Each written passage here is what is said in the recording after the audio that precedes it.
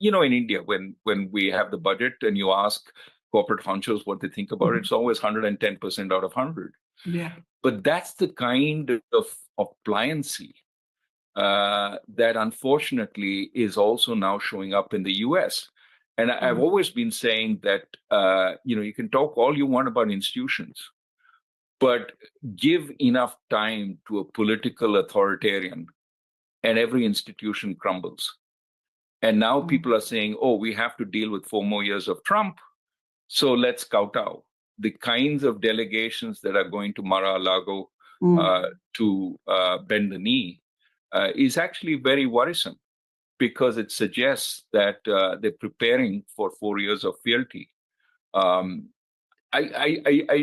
do think the U.S. cannot be complacent. I do believe the Trump administration should be given a chance, and there's been too much sort of mud thrown at it without seeing what it is going to do. But at the same time, we have to be constantly worried about democracy sort of staying strong. Even in a country which has had 200 and so many years to build its institutions, it's never done. The institutions can be undermined. It's certainly something that we should pay attention to in India. Elections, the judicial system.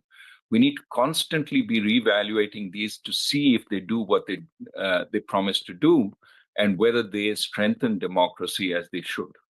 And unfortunately, across the world, democracy is being threatened. And the irony, of course, is that elections may be imperfect, but they can sometimes throw up outcomes that, where the ideology is then so powerful, or so, or the politics or the political sort of numerical base is so strong that institutions are not able to weather that storm. But then our counter argument would be, there is no other way but elections to choose who represents the people. I think that's right. What you need to do is make sure they're free and fair.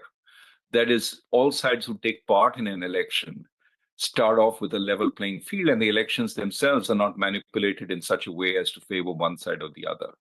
So constant transparency on the process of elections, as well as transparency on the money power behind each party, I think is extremely important, because it is quite possible, given the kind of cronyism that you're seeing, that the weight gets shifted to those who have the money power, the incumbents who have the money power, as well as, if they can also control the election process, make it an unfair election. So I think in India, the lesson is constant vigilance, but also enormous transparency. I mean, the recent, election commission suppressing data, not putting out data, I think is extremely worrisome, because it's sort of saying we can't trust people to actually see the numbers. I think they should come out with the data as soon as they can, and it should be clean and allow people to make a judgment. Just one last question on that, on the Indian Election Commission and the argument over, what's a fair election. Isn't there a distinction between the absence of a level playing field? Because politics is often Darwinian. We've had decades of, the Congress party having had the advantage, whether in terms of funds or influence, and now it's sort of the era of the BJP. And in both cases, the argument could be made that there's an absence of a level playing field. But that's not the same thing as a manipulated election. An election can be fair without it being facilitated by a level playing field. Yeah, no. So let's separate the two, as you correctly point out. One is money power. Yeah. That's always been the case, and the question is, incumbents always enjoy more of it. And the issue is, does it become really to the point where it weighs the scale differently? And that's why constant transparency, what the Supreme Court did on election bonds, I think is really important. I see that as a win for democracy, what they said on the election bonds. There's a separate issue. The current conduct of the election itself has to be very, very clean and transparent. And, again, there are allegations being thrown around all over the place. I don't have any kind of expert opinion on those. But what I want to say as an academic is the best way to dispel that is to make the data public. And what I see is the data being sort of kept inside. The sooner it gets out, what were the electoral rolls in each? What was the booth by booth election outcomes? The better it will be for us to establish that the elections were in fact transparent and well conducted. And I think the last thing we want is, this is the Caesar's wife being above suspicion.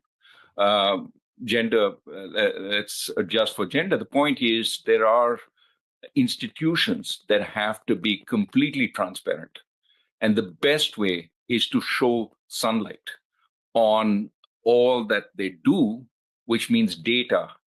That has to be put out quickly, without a long period when people lose interest and attention, but so that they can be analyzed and we get the answers very quickly. I think the last thing a country needs is the kind of Maduro Venezuela, where people have no faith in the elections themselves. And we've built up enormous faith in our elections, and I think we need to maintain it.